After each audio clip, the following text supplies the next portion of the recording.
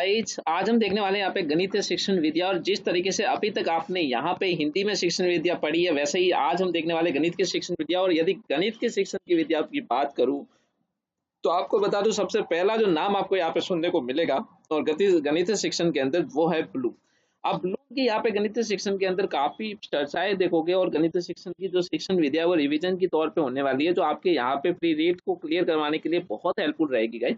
तो बात करते हैं गणितीय शिक्षण विद्या के अंदर। सबसे पहले मैं बात करूँ तो शिक्षक का सबसे पहला उद्देश्य क्या रहता है, वही यहाँ पे बात की जाती है। एक शिक्षक है जो कक्षा के अंदर शिक्षण कार्य जब शुरू करता है, तो सबसे पहले जो इसका कहते हैं कि इसका मोटिव जो रहता है वो यहाँ पे बच्चों को कहाँ से कहाँ ले जाना है। तो सबसे पहले बच्चों को यहाँ पे सामान्य से विशिष्ट की और शिक्षण कार्य पे बल दिया जाता है। विशिष्ट की और शिक्षण कार्य पे बल दिया जाता है, जिससे कि बालक के उद्देश्य की क्या हो सके, जिससे कि बालक के उद्देश्य की पूर्ति हो सके। तो आइए सबसे पहले ले चलता हूँ गणितीय शिक्षण के पहले पार्ट के ऊपर, जिसमें दिया हुआ है गणितीय शिक्षण के सामान्य एवं विशिष्ट उद्देश्य जो है वो ब्लूम के वर्गीकरण के आधार पर आप देखने वाले हो। तो ब्लूम का नाम आपको बहुत ज्यादा सुनने को मिलेगा गाइस। तो देखते हैं उद्देश्य व लक्ष्य क्या हो सकते हैं। मैं आपको बताऊं तो लक्ष्य वो होते हैं जो आप समाज के लिए, आपके सामाजिक लक्ष्य हो सकते हैं। आपके लक्ष्य लंबे समय तक हो सकते हैं, क्योंकि इनका जो क्षेत्र होता है वो व्यापक होता है। अब मैं उद्देश्य की बात करूं तो उद्देश्य एक शिक्षक का होता है, एक छात्र का होता है, जो एक उद्देश्य को लेकर चलता है, जो सीमित समय तक होता है, सीमित क्षेत्र होता है उसका। तो उद्देश्य व लक्ष्य का अर्थ यहाँ पे कई वैज्ञानिकों ने अलग अलग तरीके से यहाँ पे बताया आपको। गणितीय शिक्षण के अंदर सबसे पहले उद्देश्य व लक्ष्य का अर्थ मैं आपको समझा रहा हूँ। तो आइए चलिए सबसे पहले चलते हैं। यहाँ पे किसी भी कार्य को पूरा करने के लिए आप क्या करते हो, लक्ष्य का ज्ञान आवश्यक होना बहुत जरूरी है। आपको लक्ष्य के बारे में पता होना चाहिए कि ये रास्ता पकड़ने से ये काम होगा। लक्ष्य के अभाव में यदि कार्य आप कर रहे हो, सही दिशा में कर रहे हो, तो आप सही अग्रसर होंगे, उसके प्रति सही जाओगे। और नहीं आपको पता उसकी दिशा, तो आपका जो भी लक्ष्य है वो पूरी तरीके से कंप्लीट नहीं होगा। अब बात करते हैं यहाँ पे बीडी भाटिया के अनुसार। तो बीडी भाटिया यहाँ पे एक प्रकार के वैज्ञानिक हुए हैं। जो बीडी भाटिया के अनुसार हम बात करें तो यहाँ पे सबसे पहले हम यहाँ पे दूसरी विधि के बारे में यहाँ पे देखने वाले। तो लक्ष्य के ज्ञान के अभाव में हम देखते हैं ना, बीडी भाटिया के अनुसार क्या कहा गया। तो लक्ष्य के ज्ञान के अभाव में शिक्षक उस नाविक के सामने है जो अपने साध्य या मंजिल को नहीं जानता है, और बालक उस पतवार विहीन नौका के समान है जो लहरों के थपेड़े खाकर किसी तट पर जा लगेगी। ये बीडी भाटिया के अनुसार मत कहा गया था कि लक्ष्य के ज्ञान के अभाव में यदि शिक्षक कोई लक्ष्य प्राप्ति के लिए दौड़ रहा है, उस दिशा में अग्रसर भी नहीं है, उस दिशा में कार्य भी नहीं कर रहा है, तो क्या होगा, तो वह अपने मौके यानी कि अपनी दिशा की ओर अग्रसर नहीं हो पाएगा। अब देखिए, कार्टर वी गुड के अनुसार क्या किया कि लक्ष्य जो होता है वो पूर्व निर्धारित साध्य होता है। यानी कि आपका जो लक्ष्य है वो पहले से ही निर्धारित किया गया है। कुछ साधन होते हैं, साध्य का मतलब कुछ साधन होते हैं जो किसी क्रिया का मार्गदर्शन करते हैं। जो आप कोई भी क्रिया कर रहे हो उसको प्राप्ति के लिए आपके यहाँ पे क्या काम आते हैं, साध्य काम आते हैं। अब बात करते हैं एनसीईआरटी बुक के आधार पर। तो एनसीईआरटी बुक के प्रकाशन के आधार पर हम बात करें तो यहाँ पे कहा गया कि उद्देश्य यह बिंदु है तथा अपेष्ट है जिसकी दिशा में कार्य किया जाता है। अब देखिए, उद्देश्य वह चीज होती है जिसकी दिशा में आप क्या करते हो, कार्य। कैसे, जैसे आपको शिक्षक बनना है, आपको शिक्षक बनना है तो ये आपका उद्देश्य है। आप इसकी पूर्ति के लिए क्या करोगे, उसके संबंध में कार्य करोगे, पढ़ोगे, गहन अध्ययन करोगे, और कुछ नोट्स लाओगे, कहीं से देखोगे। तो ये सभी आपके उद्देश्य हो जाते हैं। उम्मीद है आपको समझ में आ रहा है। यहाँ उद्देश्य व्यवस्थित परिवर्तन है जिसे क्रिया द्वारा प्राप्त किया जा सकता है। जब तक आप क्रिया नहीं करोगे, क्रिया किसे कहते हैं, एक्शन। एक्शन नहीं लोगे तो आपके उद्देश्य की प्राप्ति नहीं होगी।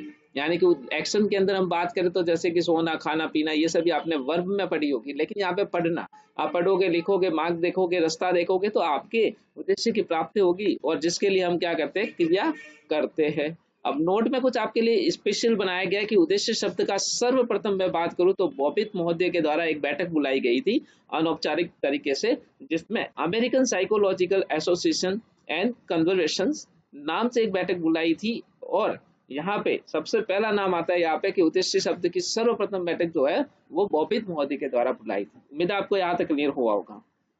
अब बात करते हैं लक्ष्य उद्देश्य क्या हो सकते हैं। इन दोनों के अंदर थोड़ा सा विभेद कर लेते हैं, और जिससे कि आपको और अच्छी तरीके से समझ में आए।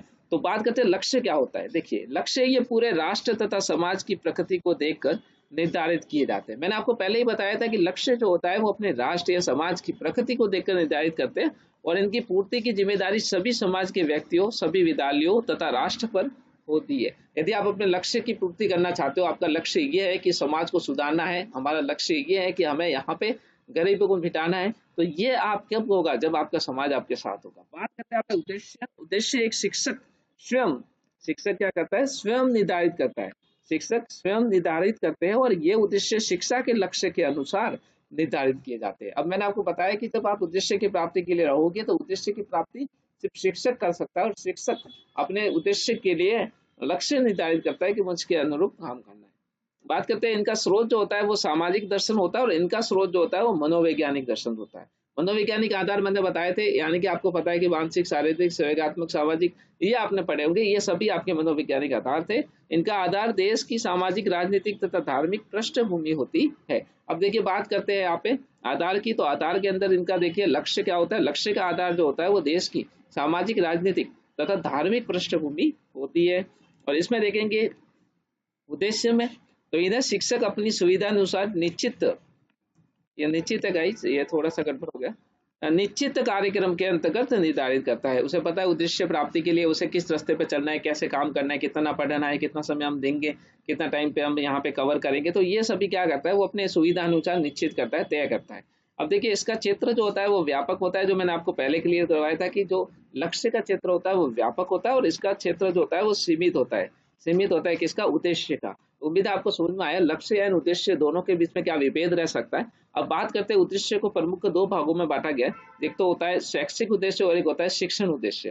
शैक्षिक उद्देश्य के अंदर आप क्या करते हो, पाठ्यक्रम की रचना करते हो, उसको बनाते हो, अनुदेशन करते हो, पाठ्यक्रम को कैसे बनाना है उस सभी को काम करते हो, उस सभी को काम करते हो। अब शैक्षिक उद्देश्य के अंदर हम बात करते हैं यहाँ पे, तो ये दार्शनिक प्रकृति के होते हैं। सबसे पहली बात यहाँ पे क्वेश्चन निकल के आता है कि बताइए शैक्षणिक उद्देश्य के अंदर एक बिंदु निकल के आ गया, तो आप बताओगे दार्शनिक प्रकृति के होते हैं, और ये पाठ्यक्रम की रचना और अनुदेशन के लिए निर्देश प्रदान करते हैं। जब भी आप पाठ्यक्रम की रचना वगैरह कुछ भी करोगे तो उसका आपको निर्देश जो मिलेंगे वो शैक्षिक उद्देश्य से मिलेंगे, और मूल्यांकन की प्रविधियों के विशिष्टीकरण में भी सहायक होते हैं। तो ये तो हो गया भाई शैक्षिक उद्देश्य। अब ब्लूम के अनुसार बात करते हैं, ब्लूम ने क्या कहा, तो ब्लूम ने ये कहा कि शैक्षिक उद्देश्य की सहायता से केवल पाठ्यक्रम की रचना नहीं, बल्कि क्या होता है, हम सिर्फ पाठ्यक्रम की रचना नहीं कर सकते, बल्कि इन्होंने कहा कि अनुदेशन के लिए निर्देशन ही नहीं अपितु मूल्य की तकनीकियां, मूल्य की तकनीकियों के विशिष्टीकरण में भी ये क्या होता है, सहायक होता है। तो ये मिस्टर ब्लूम के द्वारा कहा गया था।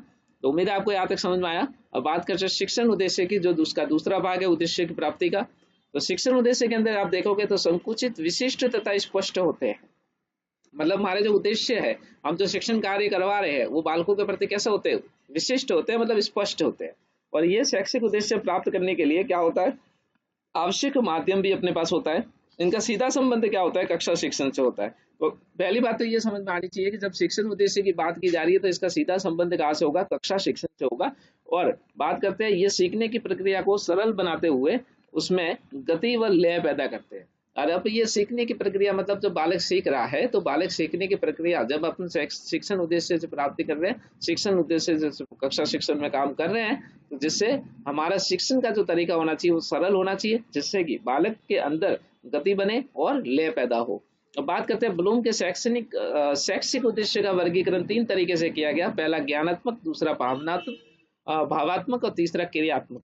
अब ज्ञानात्मक के अंदर में ब्लूम ने 1956 के आसपास उन्होंने यहाँ पे 6 तरीके से ज्ञानात्मक अंतरण बताए, जिसमें से ज्ञान, बोध, प्रयोग, विश्लेषण, संश्लेषण और मूल्यांकन, ये जो यहाँ पे बताए गए ये जो ब्लूम के द्वारा बताए गए। अब बात करते हैं भावात्मक के अंदर, तो क्राथवोल सहयोगी 1964 के आसपास इन्होंने बताया कि ग्रहण करना, अनुक्रिया करना, अनुमूलन करना और विचारना, व्यवस्था करना और चरित्र निर्माण करना, ये आपके भावात्मक थे। और भावात्मक के बाद क्रियात्मक पक्ष दिया गया सिम्पसन के द्वारा 1969 के आसपास। उद्दीपन करना, कार्य करना, नियंत्रण करना, समायोजन करना, स्वाभाविकरण करना और आदत डालना। अब मैं आपको बताता हूँ कि इन सभी को किस तरीके से हम अलग अलग भागों में बांट सकते हैं।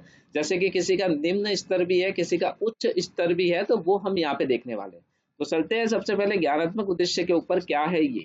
तो आइए सबसे पहले मैं आपको बताता हूँ यहाँ पे ज्ञानात्मक पक्ष के प्रतिपादक के नाम बताऊं तो B.S. ब्लूम, जो मैंने आपको कहा था पहले ही कि ब्लूम का नाम आप काफी सुनोगे और काफी आपके साथ आएगा।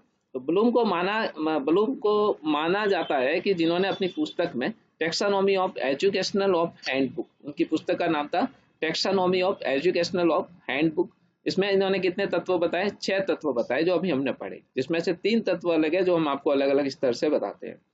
जिसमें आप ज्ञान, बोध और प्रयोग यदि आप पढ़ोगे तो ये आपके जो होंगे वो निम्न स्तर के होंगे। निम्न स्तर के कौन से होंगे? ज्ञान, बोध और प्रयोग। ज्ञान, बोध और प्रयोग ये निम्न स्तर के हैं। उसके बाद बात करते हैं विश्लेषण, संश्लेषण। विश्लेषण और संश्लेषण यहाँ पे मध्य स्तर के हो गए, और लास्ट में मूल्यांकन बचा। मूल्यांकन जो है यहाँ पे उच्च स्तर का हो गया। इस तरीके से ये 6 है कि 6 इन्होंने अलग अलग 3 भागों में बांटा, निम्न, मध्य और उच्च। मध्य में क्या है? विश्लेषण, संश्लेषण। तो इसी की तरह यहाँ पे देखिए ज्ञान के बारे में बात करते हैं। तो ज्ञान देखिए किसी भी विषय वस्तु के बारे में जानकारी प्राप्त करना ही क्या है? ज्ञान है। अब ज्ञान प्राप्त करने के लिए आप कई साधनों का प्रयोग करते हैं, जिसमें पहला है विशिष्ट वस्तुओं का आपको क्या होना चाहिए? ज्ञान होना चाहिए। उसके बाद आपको साधनों का भी ज्ञान होना चाहिए, जिसके प्रति आप प्रतिक्रिया कर रहे हो। उचित साधन का आपको ज्ञान होना चाहिए, जिसके माध्यम से आप अपने उद्देश्य को प्राप्त कर सके। अब देखिए सार्वभौम वस्तुओं का ज्ञान होना चाहिए। सभी वस्तुओं को जो आप यूज में लेने वाले उन सभी के बारे में आपको पता होना चाहिए। यही आपके उद्देश्य होते हैं ज्ञान की ओर जब आप अग्रसर होते हो। अब बात करते हैं अवबोध। अवबोध यानी किसी भी विषय में आप जानकारी कैसे लोगे, उसके बारे में पढ़ोगे कैसे। तो किसी भी विषय वस्तु के बारे में आप प्राप्त जानकारी को अपने शब्दों में क्या करते हो? अनुवाद करते हो, सारांश देना होता है। और वर्गीकरण जो होता है उसे ग्रहण करना ही क्या कहलाता है? अवबोध कहलाता है। जब आप उसे ग्रहण ही नहीं कर पाओगे तो आपका अवबोध भी नहीं होगा। और वो किस तरीके से होगा? तो ये आपको विद्या थोड़ी सी यूज करनी पड़ेगी, अनुवाद करना सीखना पड़ेगा, व्याख्या करोगे, आप उल्लेख करोगे, बाह्य गणना भी करोगे, जिससे कि आपको अवबोध का ज्ञान होगा। अब बात करते हैं ज्ञान प्रयोग या प्रयोग। अब देखो ज्ञान उपयोग भी बोलते हैं इसको, ज्ञान प्रयोग कैसे करते हैं? देखिए सबसे पहले विभिन्न परिस्थितियों में प्राप्त ज्ञान का प्रयोग करना, चयन करना, चाटना या प्रदर्शन करना या गणना करना, खोजना, ये सभी क्या है? भविष्यवाणी करना। ये सभी आपके क्या है? ये सभी इस क्रिया के भाग है, ज्ञान प्रयोग के। और प्रयोग या फिर आप प्रयोग भी बोल सकते हो। अब बात करते हैं नियम व सिद्धांतों का सामान्यीकरण करना इसके अंदर, या निदान करना या पाठ्य पुस्तक का प्रयोग करना। ये 3 यदि चीजों का आप यूज करते हो तो इसमें आपको ज्ञान उपयोग हो जाता है, प्रयोग हो जाता है। अब बात करते हैं विश्लेषण की। जो विश्लेषण संश्लेषण जो थे वो दोनों मध्य स्तर थे आपके। तो प्राप्त ज्ञान को छोटे छोटे भागों में बांटना, या संबंध स्थापित करना या आलोचना करना, या फिर तत्वों का विश्लेषण करना, संबंधों का विश्लेषण करना, व्यवस्थित सिद्धांत का विश्लेषण करना। व्यवस्थित सिद्धांत का क्या करना? विश्लेषण करना। तो आपको पता चला कि पाठ्य पुस्तक का जब आप प्रयोग करोगे तो विश्लेषण के अंदर कई प्रकार के तत्वों का यूज किया जाता है। अब आप सबसे पहले क्या करोगे? सबसे पहले आपके पास जो नॉलेज है उसको छोटे छोटे भागों में आप बांटोगे, जिसके बारे में आप आलोचना करोगे, नॉलेज लोगे, संबंध स्थापित करोगे एक दूसरे से, यानी कि ये टॉपिक इससे रिलेटेड वगैरह कुछ निकालोगे, तत्वों का विश्लेषण करोगे, संबंधों का विश्लेषण करोगे और व्यवस्थित सिद्धांत का विश्लेषण करोगे। तब जाके आपको यहाँ पे विश्लेषण प्रक्रिया समझ में आएगी। बात करते हैं संश्लेषण। छोटे छोटे भागों में बांटे गए ज्ञान को एक रूप में संचित करना ही, पुनः लिखना ही क्या कहलाता है? संश्लेषण कहलाता है। जब आप विश्लेषण करोगे तो काटोगे, छोटे छोटे भागों में तोड़ोगे, उसके बाद संश्लेषण करोगे तो जोड़ दोगे। संकलित करना, संगठित करना, ये सभी आपके भाग जो है वो संश्लेषण के अंदर आते हैं।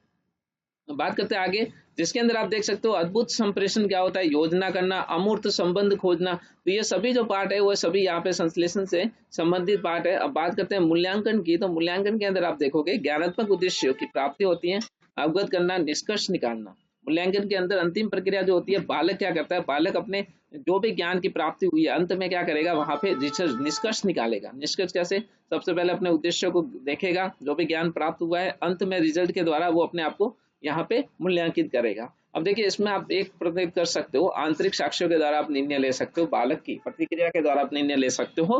तो ये यहाँ पे बाह्य साक्ष्यों के द्वारा भी यहाँ पे निर्णय लिया जा सकता है। तो ये सभी यहाँ पे उद्देश्य बताए गए थे। अब बात करते हैं क्रियात्मक उद्देश्य। क्रियात्मक उद्देश्य के अंदर आप सबसे पहले देखिए उद्दीपन या ग्रहण करना। अब लक्ष्य प्राप्ति के लिए ये किया जाता है। फिर क्या किया जाता है? अनुक्रिया, यानी सहमति, इच्छा या संतोष। ठीक है, बालक क्या होता है? संतोष होता है, इच्छा भी, उसकी सहमति भी होनी जरूरी है। फिर नियंत्रण या अनुमूल्यन भी कहते हैं, मूल्य स्वीकारना या मूल्य की प्राथमिकता या वचनबद्धता देना। बात करते हैं लास्ट में समायोजना की व्यवस्था की। तो मूल्य की अवधारणा, मूल्य क्रम की व्यवस्था करना। स्वाभिकरण के अंदर स्वभाव के अनुरूप क्या करना? उसको ढालना। और आदतों का क्या करना? निर्माण करना, जिसे उच्च स्तर के अंदर रखा गया है। तो मेरे दोस्तों यहाँ तक आपको थोड़ा बहुत क्लियर हुआ होगा। एक बार आप जरूर पढ़ लेना इसको, पूरा पीडीएफ आपको मिल जाएगा। बात करते हैं भावात्मक या भावात्मक उद्देश्य के बारे में। सबसे पहले बात करते हैं आग्रहण की। तो ग्रहण करना या क्रिया की जागरूकता या क्रिया की प्राप्ति की इच्छा या नियंत्रण खोजना, यही क्या कहता है? आग्रहण कहलाता है। अनुक्रिया के अंदर छात्रों को विभिन्न घटनाओं से जोड़कर क्या किया जाता है? अभिप्रेरित करके अनुप्रयोग सिखाया जाता है। तो उसे जब हम अलग अलग तरीके से उसको समझाएंगे, या कोई पार्ट ऐसा टॉपिक समझ में नहीं आ रहा है, तो हम क्या करेंगे? हम उसे किसी ऐसी घटना से जोड़ के बताएंगे जिससे कि बालक उसे आसानी से समझ सके और उसका अनुप्रयोग कर सके। बात करते हैं अनुक्रिया की सहमति के अंदर इच्छा भी होनी चाहिए, संतोष भी होना चाहिए बालक। अनुमूल्यन के अंदर देखेंगे तो जो अनुप्रयोग किया गया था उसका क्या होना चाहिए, मूल्य भी उसको पता होना चाहिए कि ये मैं किस लिए पढ़ा, ये मेरे क्या काम आएगा, मेरे जीवन में कहाँ निकलने वाला है, वो सभी यहाँ पे काम होता है। बात करते हैं मूल्य स्वीकारना, मतलब प्राथमिकता, वचन और बद्धता, ये तीनों ही हम यहाँ पे भी देखेंगे, यहाँ पे भी देखेंगे। और यहाँ पे आता है प्रत्येकीकरण, गणित के सिद्धांतों के सूत्रों की परिभाषाओं आदि का क्या करना, सही प्रयोग करना। ऐसा नहीं हो कि आप भी खुद परेशान हो और बच्चे को भी गलत सिखा रहे हो। तो सूत्रों की परिभाषा का आपको जो प्रयोग करना है वो पूरी तरीके से करना है। व्यवस्थापन देखे तो मूल्य की अवधारणा, मूल्य क्रम की व्यवस्था पूरी होनी चाहिए। अब बात करते हैं निम्न माध्यमिक स्तर के अंदर क्या होता है, ये कुछ स्तर बताया गया जिसमें उच्च स्तर भी होता है, माध्यमिक स्तर भी होता है, निम्न स्तर भी होता है। तो हम निम्न स्तर की बात करते हैं। निम्न स्तर के अंदर सबसे पहले देखते हैं 6 से 8 कक्षा के बारे में, जिसमें 11 से 14 वर्ष के आयु के जो बालक होते हैं या छात्र होते हैं इसके अंतर्गत आते हैं। इस अवस्था में बालकों की जो प्रवृत्ति होती है वो कैसी होती है, जिज्ञासु होती है, और वे अपने परिवेश में विषय के जानकारी प्राप्त करने के लिए क्या होते हैं, सदैव उत्सुक रहते हैं कक्षा में जब बैठते हैं। और इस प्रकार उनके ज्ञान को क्या किया जाता है, सुदृढ़ीकरण किया जाता है, सुदृढ़ीकरण किया जाता है।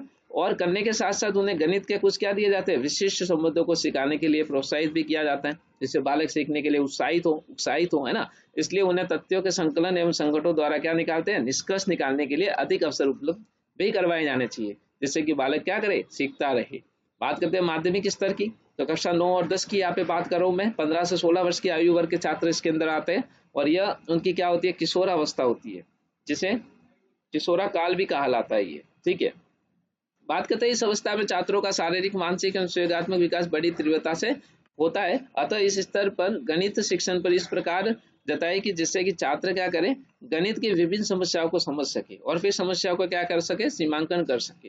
सीमांकन करने के बाद समस्या को हल खोजने के लिए क्या हो, सृजित भी हो, आधार पर परिकल्पना का निर्माण भी करे। तो ये सभी उच्च स्तर तक होता है। फिर बात करते हैं गणित शिक्षण के उद्देश्य। अब देखिए राष्ट्रीय शिक्षा नीति आपको पता है 1986, जो हाई स्कूल स्तर के अंत में जब एक विद्यार्थी को सक्षम होना चाहिए। अब कैसे, देखिए जीवन, दैनिक जीवन में गणित में उच्च शिक्षा के लिए आवश्यक शब्दों का क्या करना है, अवधारणाओं का, सिद्धांतों का और प्रतिक्रियाओं के प्रतीकों का तथा गणना जो आप करते हो संबंधी अन्य मौलिक प्रतिक्रियाओं में निपुणता का ज्ञान एवं समझ प्राप्त करना बालक को।